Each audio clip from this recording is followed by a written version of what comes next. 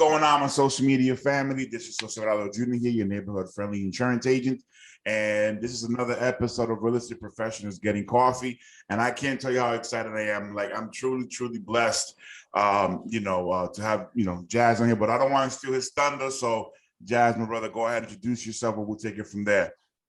I appreciate you, Jose, and I got the neighborhood insurance broker because you got your neighborhood Spider-Man behind you there. Your listeners obviously can't see it, but I get it, buddy. I'm a Marvel fan myself. Just born and raised here in Toronto, Canada, on the northern part, anyways, of Toronto, in an area called Rexdale. Not necessarily an area where success leaves a lot of positive clues. It does leave stuff, but it's not success, and not a place where there's a lot of mentors to look up to. But luckily, call it, winning the lottery, winning the DNA lottery, whatever it was, man. My parents, my father and my mother specifically, just kept me kind of sheltered from it. Actually, probably more than just my father and mother was my two older brothers, right? So they really kept me away from the corner of walk and don't walk, you know what I mean? And so I got to really hone in on a skill that I think was just naturally given to me, which is just meeting people. Like, I like it. I like putting deals together. Like, at 6 and 7, I didn't know I was putting deals together, but I knew I was influencing people, like, there's a reason why I got away with stuff with the teachers. And when I would get sent to the office, I hated meeting the principal and the vice principal, but damn, did I love those secretaries, like, we just hit it off. I was a 7-8-year-old, Jose. I'm like, for real, and they knew I was coming. And they pandered to it, man. I mean, God bless some of those secretaries that just let me be me, and I remember a couple of them telling me, like, yeah, you're going to be fine. You don't worry. Like, you got that gift of gab or whatever it is. And exactly.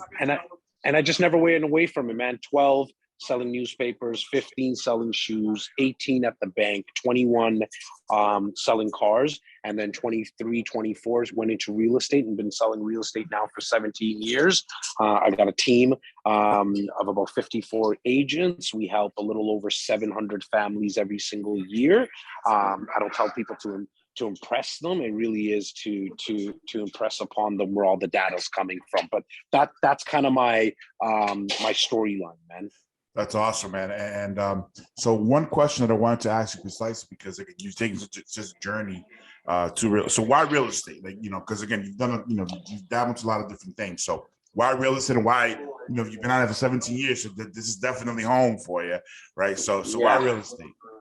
Yeah. So when I was in car sales at 21, 20 to 23 to be exact, actually, I loved it. I really started to have a passion for cars. I didn't grow up with the passion for cars, but then I started liking them when you're selling them. I'm sitting beside them every single day. The characters in a car dealership are just amazing. Like, the salesmen, the saleswomen, the parts department, the service people. Like, it's just like, there should be more shows around car Absolutely. dealerships. I agree. And I'm a 20-year-old kid at that time, and around 40-year-old men and women, and they've been at it for a while. Just amazing people, mentors, definitely in that part of my life, and some of them I still stay in touch with. But what happened is that I started to look around and notice that there was a ceiling. There was a ceiling on everyone's income. Also knowing in the back of my mind, there's one big ticket item I haven't yet conquered, for a lack of a better word, or I haven't tried.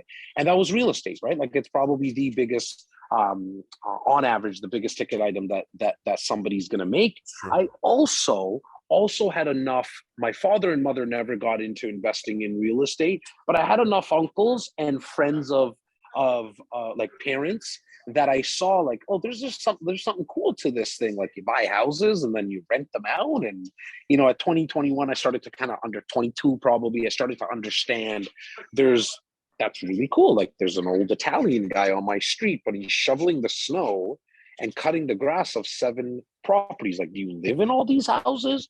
And then you talk to him, and no, he rents them out and he takes care of the tenants, and then the values go up. to merge the two for me was like my aha moment. Wow, I get to kind of hit this there's this one big ticket item. I get to invest in real estate. Sounds cool. Like back home in India, I'm born and raised in Toronto, Canada, but my parents, we're farm owners. That's what we do. We own farm, and then you know sell whatever you grow on that farm back to the markets. So you own land. So it makes complete sense to me, right? And then at 23, I got my license. First day getting my license, somebody I sold a car to 6 months prior, I should say. He told me he'll wait for me until I get my real estate license. And he was true to his word. Big shout out to Paul. And I got my license. I called him up. I said, I'm licensed. He said, okay, great, man. I told you I'd wait for you. Come put a for sale sign on my lawn and let's go. Sold that house. And I'm like, first day, like 4 hours into getting my license, Jose. And then I'm like, oh my God, I am going to eat these people alive. Like there's no, like real estate agents don't know what's coming. Like I knew I was good, but now I know, like now my head's real big.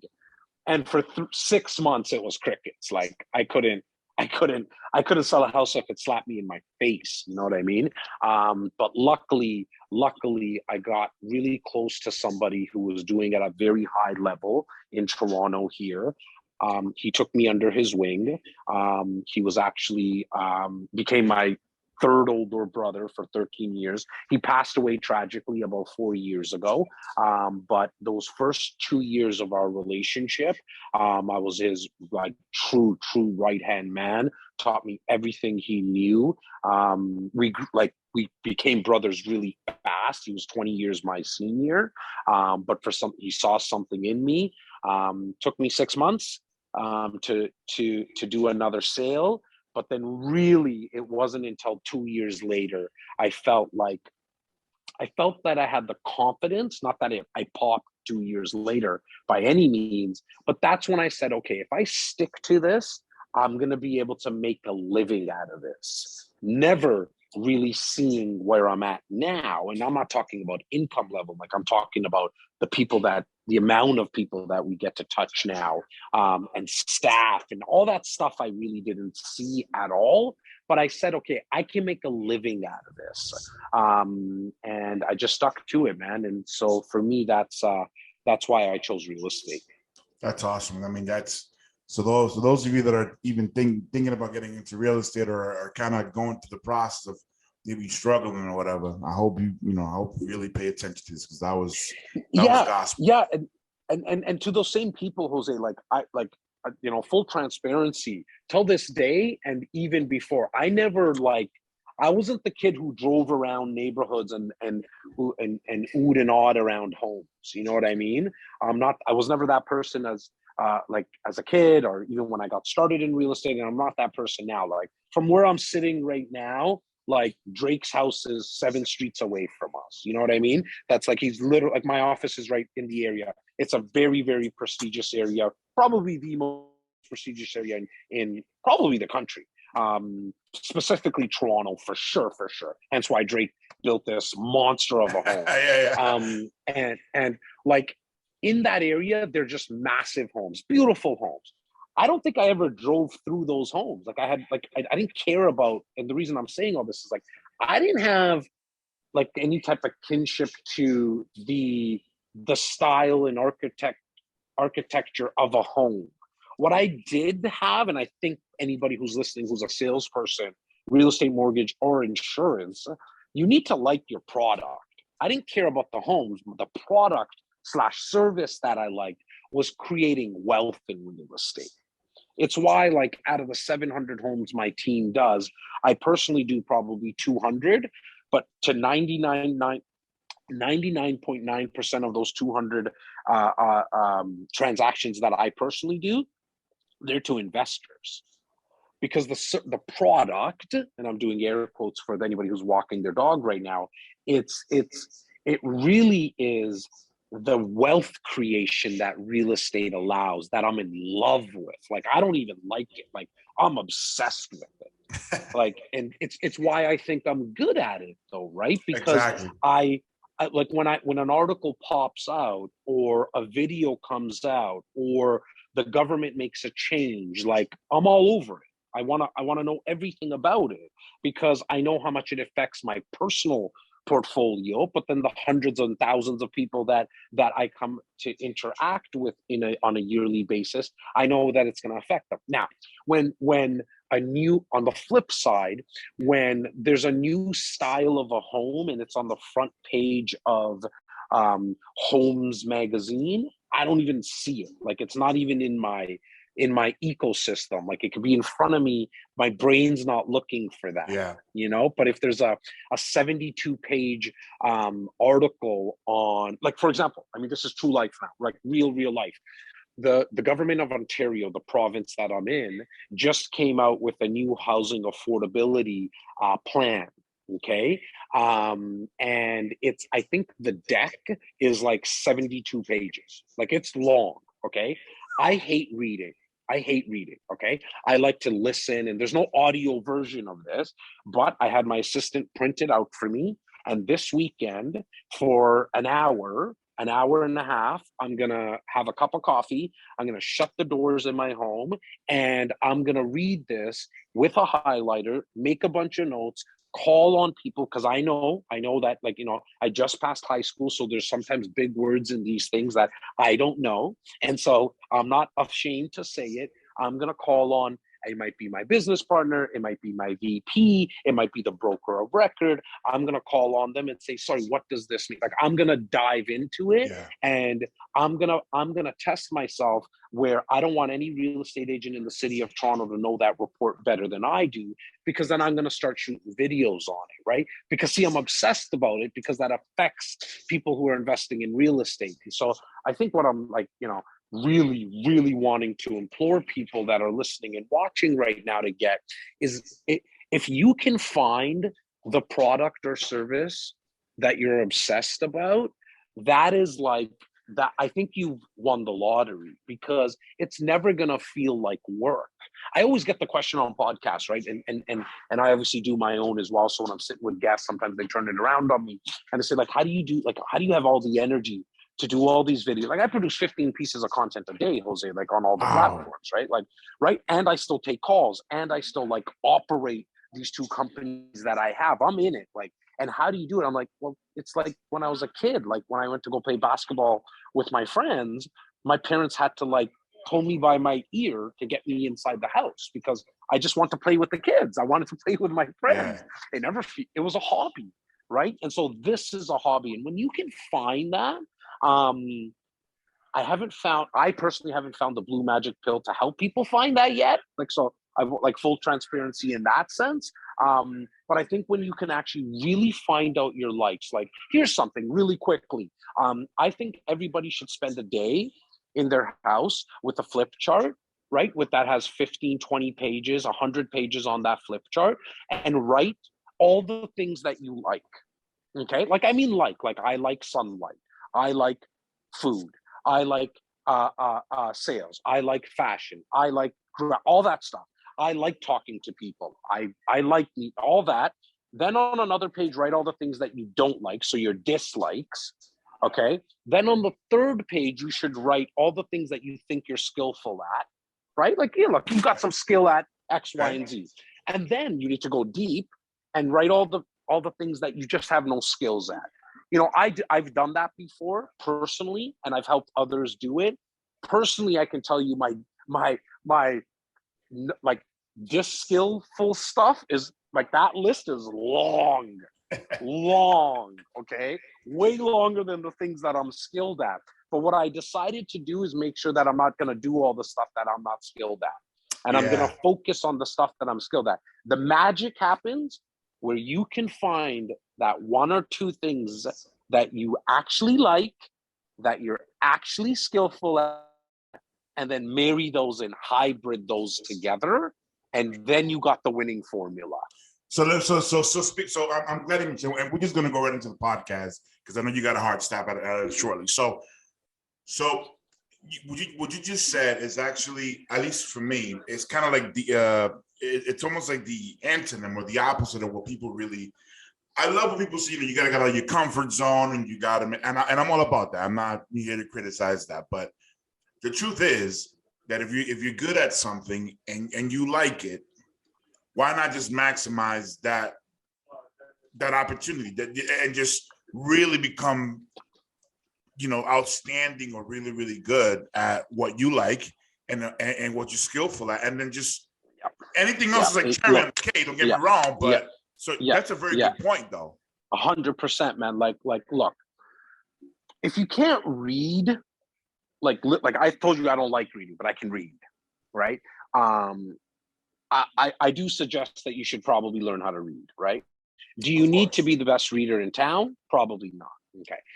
Do you need to know some basic math skills? I used to personally, I like math, like not the algebra and geometry stuff. Like I like multiplication, probably because I like to, 5x, 10x things. Maybe that's a reason why I like to multiplicate. But I like that stuff, and I'm pretty good at it off the top of my head. I actually now, personally, like on a side note, I think, I got two little kids, an 8 and a 6-year-old, and for me, them having that skill of math was important, but I've changed my mindset around it, because Siri is real good at math. You know what I'm saying? Like, and she's real fast. So correct. Even that now has been very commoditized, right? But here's where I'm going with this. So you should learn some stuff that you might not be good at, like reading, because I think it's important. However, if you look at, and I don't know if I said his name off here or on here with you, but if you look at David Ortiz, I don't think my man really worried about hitting singles and doubles much. He had one goal in mind. He saw that green monster and he said, I'm gonna hit this ball above the green monster. He hit home runs and grand slams, and that's why he is going into the Hall of Fame. That's right. Okay. Now that's why I strongly believe you should always go all in on your strengths, because at the end of the day, when you work on your weaknesses, you'll make incremental changes. Like, I can't edit a video, but damn, I know I'm smart enough and I got resources and I'm just a resourceful person and I'm obsessed. I can learn how to edit a video. I can. Okay. Absolutely. And I'll probably be up from a 0 to 10. Like if you give me Adobe Pro, right? I'm right now at a 0, but I can learn it and probably become a 5 to 5.5, maybe even a 6, right?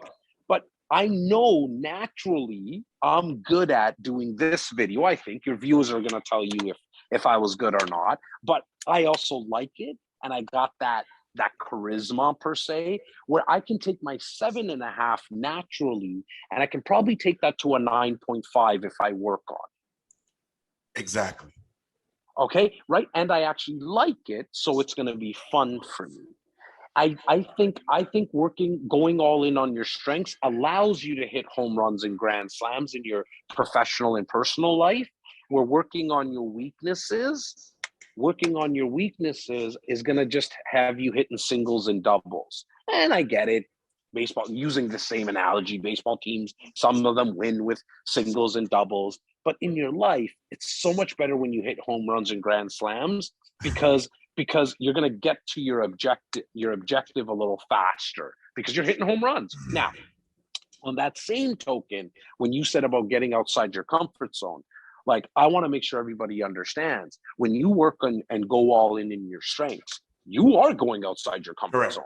Because I can tell you, whatever you're going to be doing on a regular basis, like to work on your strengths, there is going to be so many moments that it's not going to be comfortable, right? And so that's when that unsettledness is going to start to appear. How much you want it is going to be determined by how much you actually like what you're doing. So it all kind of comes back together to really finding those likes and what you're skillful at. And that's the time. I'm a poker player, haven't played in a while, but I love the game. But like when you got the skill at something and you like it, that's like truly having pocket aces, and that's when you go all in. Like, now that's time, push in. You know, I know some people don't like pocket aces. They like a big slick, like an ace and a king hand. But for me, when I get pocket aces, I know. Like I'm about to go all in probably at some point. And so you personally, when you have found those two things, when you can mesh those two things together, go all in, because you're going to be very, very, very surprised at the results you're going to be getting. Now, let me ask you. So, you obviously, you've established a very successful real estate business, and your media business as well.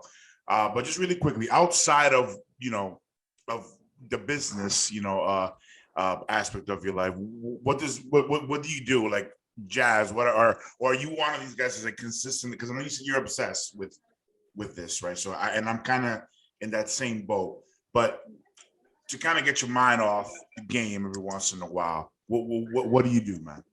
I'm an avid sports watcher. Like I probably know more about sports than I need to know. Like I just like silly stats, like who was on the starting lineup of the Cowboys. I'm a massive Dallas Cowboys fan, a Pittsburgh Penguin fan, and always was a Lakers fan. I love Toronto, the Raptors, but I just fell in love with those three teams when I was a young kid. So I mean, that's probably my escapism. Aside from, first and foremost, I'm a dad too, right? So I mean, watching these kids grow and go through the phases in their life. It's definitely a tough time at times, and watching them kind of choose what they want to do, and it's fun for me to watch. I obviously use them as escapism as well, because they don't care if a client didn't buy a house the day before. Or here in Toronto, we went through 67 offers on a property and we lost 15 of them. They don't care when you go home, right? It's not in their realm or in their wheelhouse. So and then like I don't really get to now spend as much time with the friends that I grew up with, but I got a core group of friends so I'm 40 now, as I mentioned, since 12 years old. We still hang out, just not as much, and so it's probably once every 3 months, once every 4 months we get a poker game going, but it's like old times. Like we rip on each other, we joke on each other. I'm not like, they don't care about the jazz on videos, you know what I mean? That we're not talking about that. They don't give a crap about what I've done. It actually is a very healthy reminder of keeping me grounded, because there's those 4 or 5 people that it doesn't matter how big I get, or when we have rough times, we grew up together, like from 12, same area, same school. And when we open up a bottle of vodka, it's the same like it was 30 years ago. That's awesome, man. That's awesome. And it's actually, I admire that, because it's true. I have kids myself, so they're, and like you said, they don't care. When you come home, when I come home, I'm dad. I'm not your neighborhood, your neighborhood friendly. I'm just a dad. What I mean? And it does, sure. And it really does help. Now, we talked about earlier, things, real estate is in a really, at least here in the States, I'm sure it's same thing in Canada, but real estate, it's in a very peculiar place at this particular moment, where the first day on on the job, you got a listing, and you were like, oh, I'm about to hit it out of the park, and then you had to come to the realization that, well, it's not that easy, right? So for those realtors that are really that are coming into the industry now, have been in the industry for maybe a year or two, what has been like the biggest lesson that you've learned through these 17 years in the business? Like, what has been the biggest lesson you've learned, and how has that helped you to kind of get to where you are now? A couple of things. I think first and foremost, just being a salesperson my whole life, the one thing that I realized very, very early, and for the newer realtors, it's going to sound like a broken record to you, but there's a reason. and because it works, then that's the reason, which is you need to build up a community. You need to build up a community of people that know you, like you, and trust you. But they don't know you. Some of them, they don't like you because they don't know you, and they don't trust you because they don't know you yet.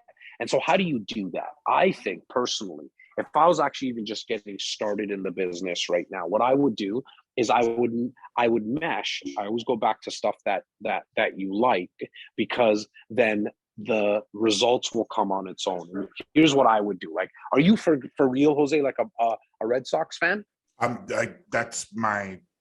That's your team. Got it. Yeah. So here's what I do. Here's what I would do, even if I'm in the insurance business, especially with the Red Sox, like with baseball, because you got, what is it, 162 games or something, right? Yep. And so what I would do is I would pick a bar, okay, not a fancy bar, like one in Boston, one that I would have seen in Goodwill Hunting or something like that, like one of those bars. That's what I picture. Okay. Wow, great reference, man. Damn, bro, great reference. I know. Hey, Jose, I'm full of them, bro. I'm full of them. I got them up. Wow. One of my favorite movies. Pick one of those. Talk to the bar owner, okay, and say, Steven, the bar owner, look, I'm gonna come by here every Tuesday and Thursday that there's a Red Sox game. Okay. And I need that section in the corner. That section that you have 20 chairs and 20 tables or whatever. Can you give me that? And just kind of hold it for me. And I'm going to invite some of my people. And so what I would do if I were you, I'm going to text all my people in my phone. Okay. That are locally around their 30-minute drive is not that, like Toronto for us, 30 minutes is like normal. An hour is the average person in Toronto drives 45 minutes to an hour to work. So is that normal for you guys? Yeah.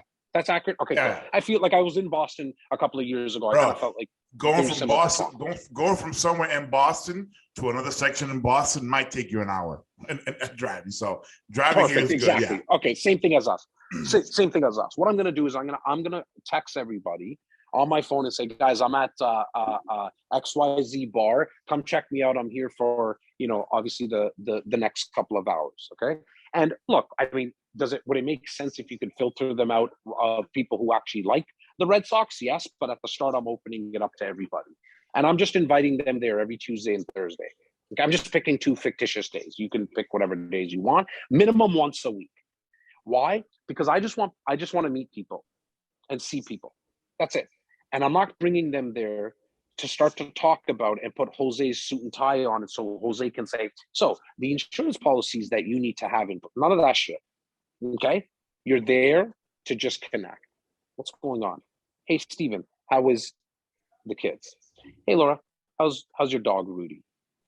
Hey, Chiquita, how is X? You get what I'm saying? Like just shooting the breeze.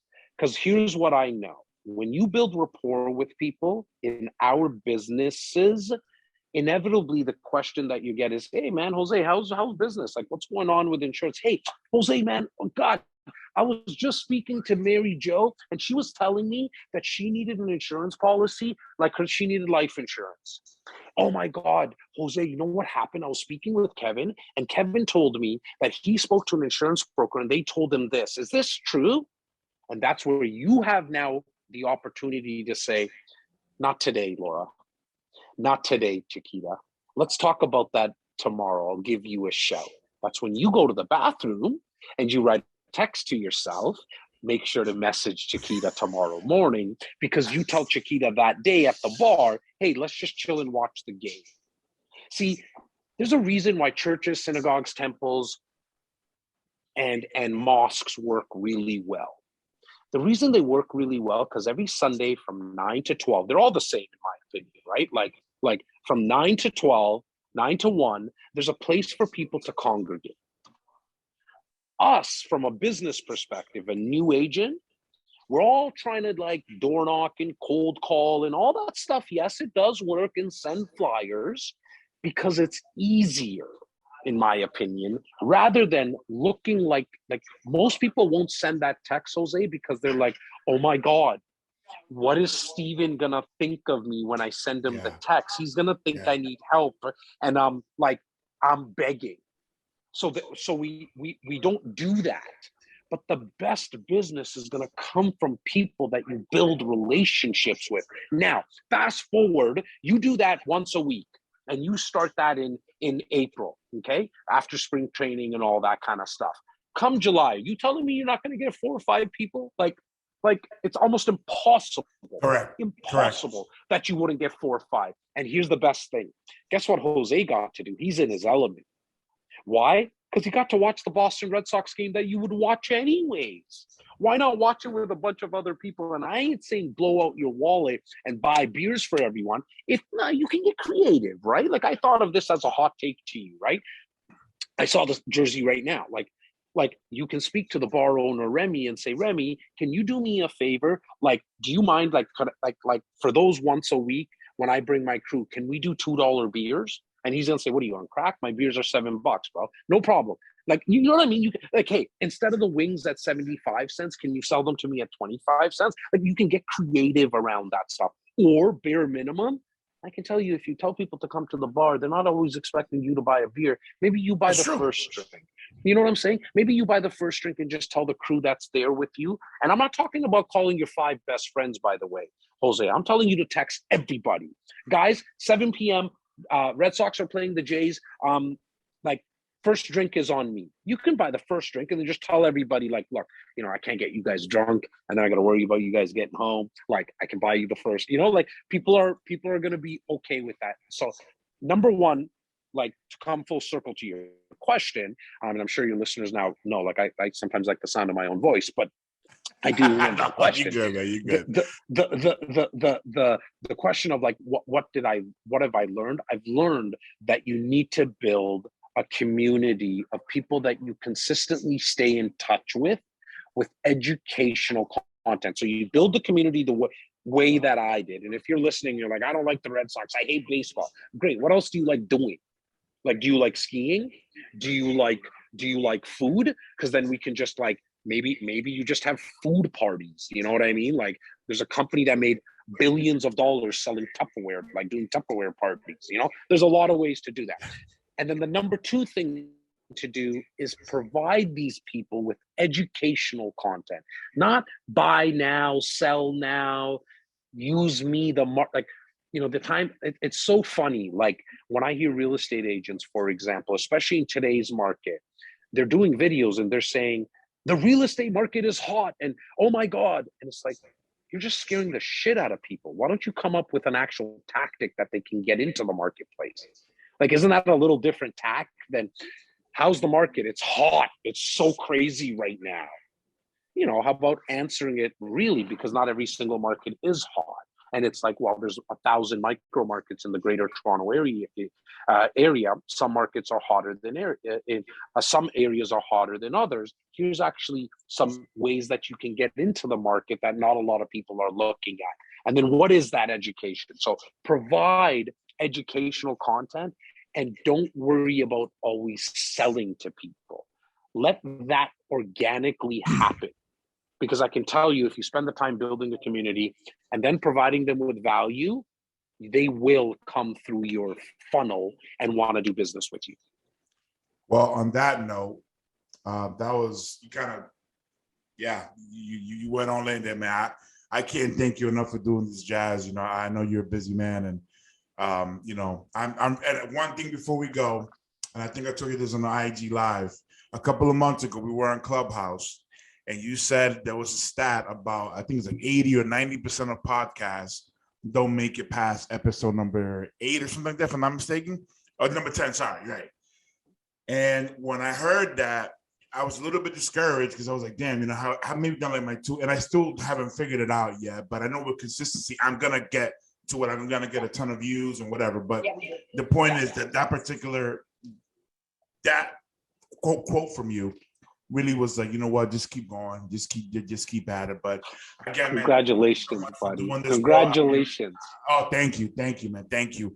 I really am. You know, I'm truly blessed to have you on here, man. And I'm gonna continue, you know, see you on social media, and you know, hopefully when I get up to Toronto in the summer, I'll hit you up and we'll have a beer, man. If you don't reach out for a beer, it's an insult to me. So I definitely will. 100%, like true facts. No, I will. bro. I will. Like you got to hit us up for sure.